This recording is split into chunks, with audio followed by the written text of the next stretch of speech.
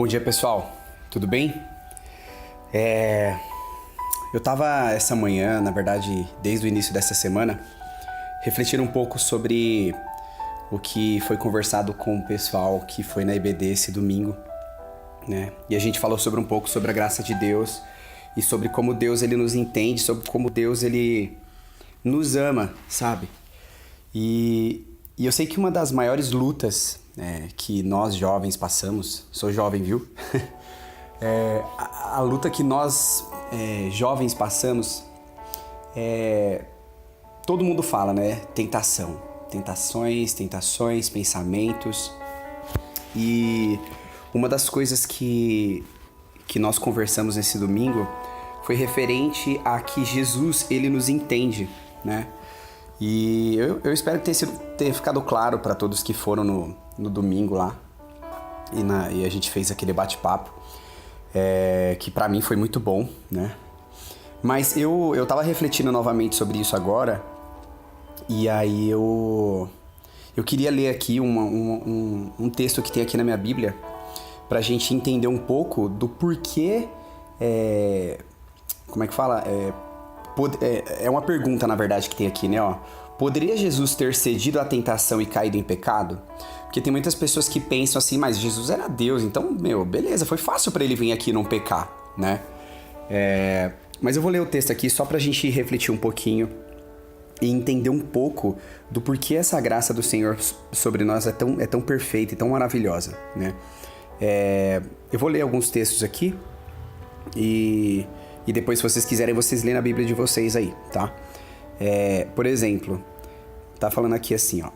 Em Hebreus 2, do 17 ao 18, afirma-se que Jesus teria sido tornado semelhante em tudo aos seres humanos, em tudo. De forma que sofreu e foi tentado como todos os seres humanos. E isso lhe permite socorrer e se compadecer, como está escrito lá em Hebreus, no capítulo 14, versículo 15. Foi uma das reflexões que nós fizemos no domingo. A questão que recai sobre esse texto é dupla. Se Jesus é Deus, então como ele poderia ser tentado se Deus não pode pecar? Nem sequer ser tentado pelo mal. Isso está escrito lá em Tiago, no capítulo 1, versículo 13. E se Jesus não pode pecar, como ele poderia ser semelhante aos seres humanos? Ou como ele poderia se compadecer da tentação de pecar se ele não conhece o que é pecado? O que é interessante aqui, ele fala que ele não conhece o que é pecado, mas ele foi tentado. A diferença entre Jesus e nós é que nós pecamos, mas Cristo não pecou. Continuando o texto aqui, fala assim, ó. A melhor forma de solucionar essa questão é reconhecer a dupla natureza de Jesus Cristo. Ele é totalmente Deus e totalmente humano. Em sua humanidade plena, Jesus foi semelhante ao homem em todas as coisas, de forma que isso o qualificou a ser o sumo sacerdote adequado para a propiciação dos pecados. Quem não sabe aí o que é propiciação, no domingo a gente falou, propiciação é pagamento, ou seja, para o pagamento do pecado. O pecado, tem um texto na palavra do Senhor, não lembro agora exatamente onde está, que fala assim que o salário do pecado é a morte, ou seja, o pagamento pelo pecado é a morte, né? Então Cristo, ele pagou o preço do pecado dando a sua vida por amor de nós. Continuando o texto aqui novamente, para cumprir sua missão, Jesus como homem foi suscetível ao pecado, tanto é que o próprio Satanás foi tentá-lo. Tem algumas referências aqui de onde ele foi tentá-lo, só se vocês quiserem ler aí, ó. Mateus 4, do 1 ao 11, Marcos 1, do 12 ao 13 e Lucas 4, do 1 ao 13. Entretanto, em sua divindade plena, Jesus não tinha o intuito e nem o desejo de pecar, visto que o pecado é uma rebelião contra Deus. E o Senhor não pode negar a si mesmo. Isso está lá em 2 Timóteo, no capítulo 2, versículo 3. Assim, Jesus permaneceu sem pecado, o que o qualificou para ser o sacrifício definitivo, que está escrito também lá em Hebreus, no capítulo 9, versículo 14. A imagem de Cristo no Getsemane, onde diante da morte ele afirma que o seu espírito está pronto, mas a sua carne permanecia fraca, mostra que Jesus tinha o intento e o desejo de cumprir a vontade de Deus, segundo a sua divindade. Entretanto, isso não lhe impedia de ser tentado a desistir disso. Por quê? Porque ele também era um ser humano. Nem lhe tirava a possibilidade de desobedecer, segundo a sua humanidade. Por isso, é preciso vigiar e orar. Assim, a tentação de Jesus foi real, porém, ele venceu. E eu refletindo nesse texto agora pela manhã, me fez lembrar, eu vou até abrir aqui, me fez lembrar de Romanos 7, porque Cristo, ele veio 100% homem e ele era 100% Deus. Porém, nós hoje, infelizmente, temos uma natureza em nós, uma natureza pecaminosa, porém, existe também em nós um desejo de adorar a Deus. Existe também em nós um desejo de cumprir a vontade de Deus, de fazer a vontade de Deus, de não errar, de não pecar. E esse desejo está no meu coração, esse desejo está no seu coração. E todos nós sofremos isso. Mas o que é mais interessante é que Cristo, ele nos entende, né? Eu quero só ler mais duas coisas aqui, que é o texto de Romanos 7, no versículo... Vou ler a partir do versículo 14, tá falando aqui, ó. Porque bem sabemos que a lei, ela é espiritual. Eu, todavia, eu sou carnal, vendido à escravidão do pecado. Porque nem mesmo compreendo o meu próprio modo de agir, pois não faço o que prefiro, e sim o que eu detesto.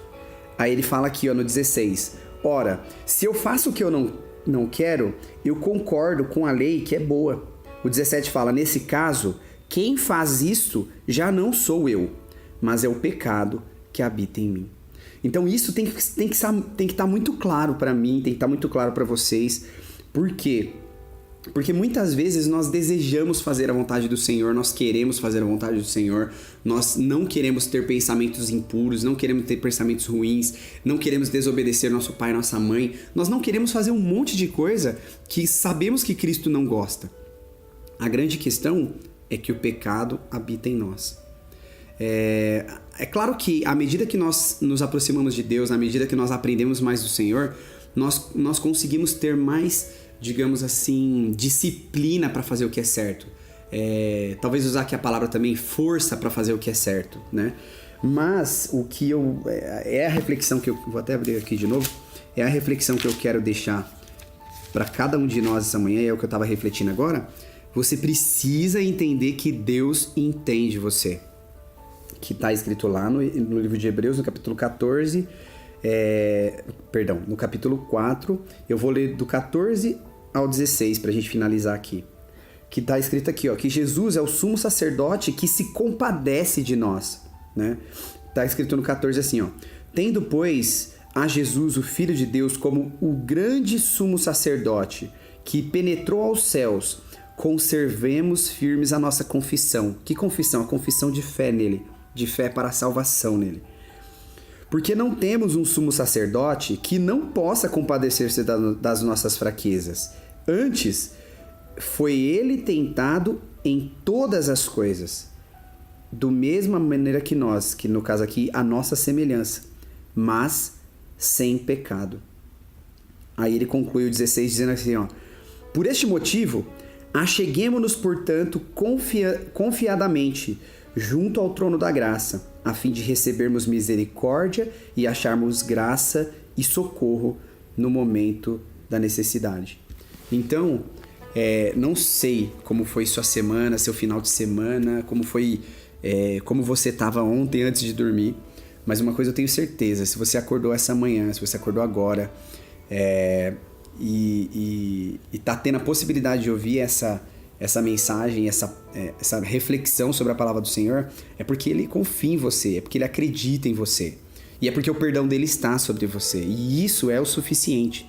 Então que nós possamos, como Paulo fala aqui no finalzinho do versículo 14, conservar firme a nossa confissão. Que confissão? Senhor, sou pecador, sou errado, sou falho, mas eu creio no Senhor para a salvação.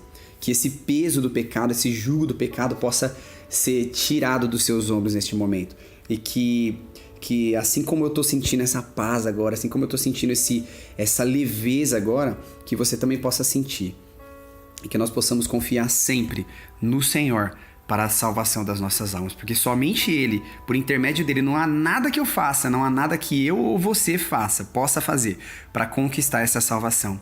Cristo já fez tudo por nós. Por isso que antes dele morrer ele falou: Senhor, Pai, está consumado. Então ele consumou na cruz, que nós possamos manter firme essa confiança que nós temos nele, a confissão de que ele é o nosso Salvador. Beleza, galera?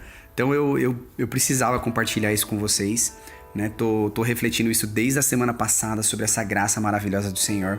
Então minha oração é que vocês venham beber disso também e que o Senhor venha falar ao coração de vocês cada dia mais, em nome de Jesus Cristo. Amém, gente? Um abração, fica na paz.